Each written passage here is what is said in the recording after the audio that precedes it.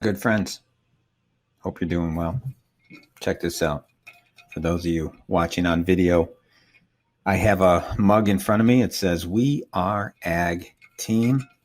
And check it out. I got my name on it. I'm now part of the Ag Team, Agricultural Logistics.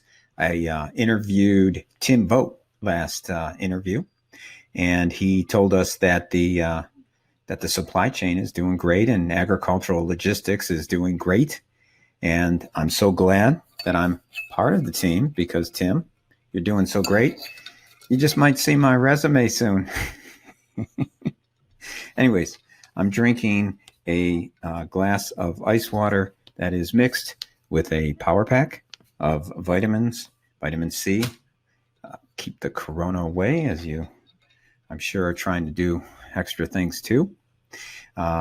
Speaking of good businesses that are running well during the corona crisis, we have Tim Delaney up next. He's the owner of Elma Wine and Liquor, and he's going to tell you how the liquor store industry is doing, how his liquor store is doing.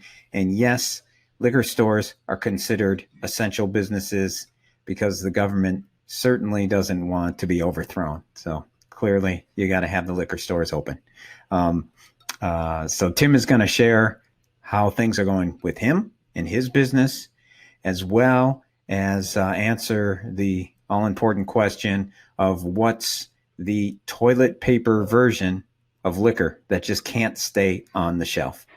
You're going to like the answer. I hope you enjoy the interview. Everybody stay safe. Everybody support small business, and we're going to get through this together. Have a great day. All right, I'm here with Tim Delaney, the owner of Elma Wine and Liquor, 2350 Bowen Road in Elma, New York. Tim, how are you doing? I'm doing pretty good, Tony. Thanks Yeah, for having me on. I appreciate it. no problem. Why don't you tell us a little bit about Elma Wine and Liquor first? We are a wine and liquor store, as the name implies, right in the heart of Elma, New York, which is pretty conveniently located right outside of Buffalo. It's only about a 15-minute ride from the city. The town of Elma is growing, a lot of great people, really good community. And we provide a good mix of products from uh, you know, vodkas, whiskeys, wines from around the world, including a lot of the local products, New York craft distilling and New York wineries as well. So it's got a little bit of everything, a little good selection for anybody that's looking for anything. We also do a lot of special orders as well for people. Excellent, excellent. Well, you know what, let me just start with the coronavirus question. I'm curious, how is that affecting your business right now? I'm in the fortunate position of being one of the few businesses that's probably benefiting from Mm, the crazy atmosphere that we're in right now. We're since last Thursday, March 12th, I think it was. We've seen a huge spike in sales mm, as people started taking it seriously, and threats of or fears of home quarantine started coming into play. People didn't want to be stuck at home without their like- wine and liquor. It's I'm one of those. yeah, you're not alone, and it's been it's been a steady stream. I was telling my employees Thursday, Friday, Saturday of last week were incredible. More much higher sales than we've ever seen. 200-300% over what Mm, we did last year on that weekend. And I came in Monday morning and I was like, okay, it's going to be, I think the rush is over. It's going to be calm. I got to figure out how we're going to weather the rest of the storm. And Monday, for the first time ever, blew Friday's sales out of the water. wow, Which, wow. get, had a little bit to do with the announcement that the bars would be closing, a little bit to do with people started hearing that liquor stores in Pennsylvania were closing. Mm. So and it's just been steady all week. Yeah, so just nonstop, huh? And people are just rushing in to get. I'm curious, what are the go-tos? What are the coronavirus go-tos that you've uh, seen? Um, I, larger bottles of everything in boxes. So box wine has been a big one. People are, I guess, because it stays fresher longer. The 1.75 liters of liquor are moving much more quickly Mm. than normal. So yeah, the larger formats of it, whatever people usually drink, they're just getting the larger formats of it. They're So not are worried they? about what their friends might want when they come over because they're not having friends over. So it's just what they want. Are you able to keep the stocks going? Are you getting more? Is the are the trucks dropping off everything, or are you running out of stuff? We had a little scare earlier in the week. There's two main liquor distributors in New York State that do, I guess, roughly 80 to 85% of Mm. all of the wine and liquor sales, and it's a very monopolistic uh, supply chain, meaning that there's only one place I can get Jack Daniels from, and there's only one place I can get Absolute Vodka from. And so one of those two distributors has had a really rough time keeping up with the deliveries. They say because they cut a lot of staff early this year in anticipation of losing a number of products. So, but we're still getting, we still getting them. It's just a little bit more of a delay. But Mm. other than that, we're wide open. In fact, the state yesterday declared that the entire three-tier system of alcohol delivery to consumers is considered or deemed an essential service. So for the time being, I don't foresee any issues getting stuff and staying open, but you never know. That could change in a minute. So what's the toilet paper equivalent at the liquor store if you had to choose one? It's just like empty, and you're not really keeping it full.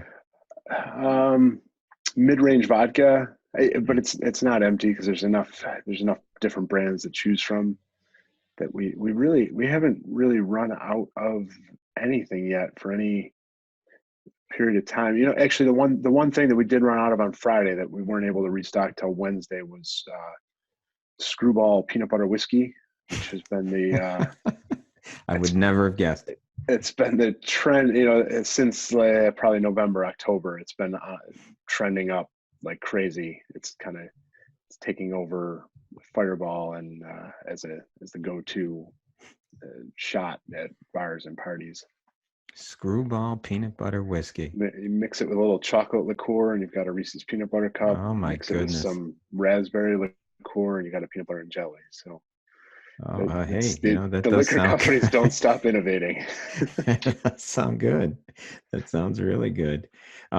Now I know you own other businesses too, or another business. Yeah, You own uh, the whole development that you're in. Is that right? You're I renting do. Yeah, space out.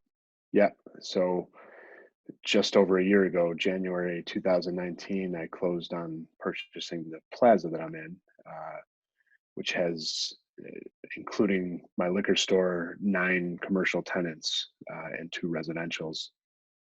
Um, it's a pretty good mix of tenants: a post office, a Subway, a karate studio, um, a waxing studio, a tutor, a lawyer, a clothing retailer, and a photographer. So it's been good. It's been very good. We have a very synergistic businesses going on and drive traffic to each other, which is great. Yeah, and so are they pretty much shut down, most of those businesses? Um, some of them, yeah. The post office is going strong. I guess they're gonna have to add virus to their list of things that they go through to get the Mm, mail delivered. mm. But they seem to be pumping along, doing fine. The karate studio is shut down. Subway's reduced hours and cut staff. Um, and the waxing studio is closed. The tutors have are moved to online until schools reopen. So I'm actually sitting in one of their offices right now. They were kind enough to let me use some space. Mm.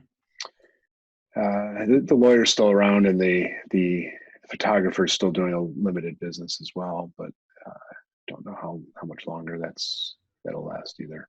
Mm. So how are you trying to keep your staff healthy? Because I would assume that, obviously every day that they work and they're around people, there's the risk there that they're going to get coronavirus from somebody else.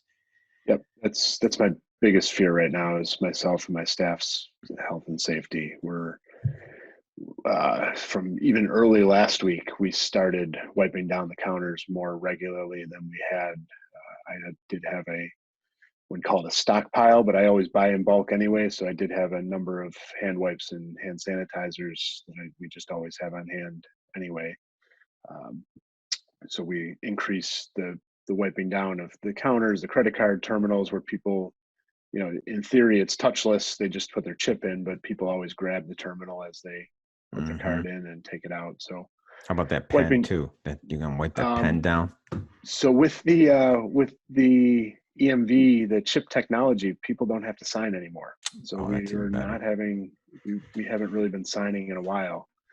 So that hasn't been an issue. Door handles, cooler door handles, and we do our best. We're not perfect, but we kind of keep an eye on what people touch in the store. So if somebody is picking up bottles and putting them back on the shelf, we'll try to get over there and wipe those down right away as well. We are doing a lot more curbside pickup. So people are either ordering on our website for pickup or calling ahead and asking us to have something ready, and we'll just bring it out to their car and bring their credit card in if we still need to collect payment, and then bring it back out to them and wipe it down as we take it and as we give it back.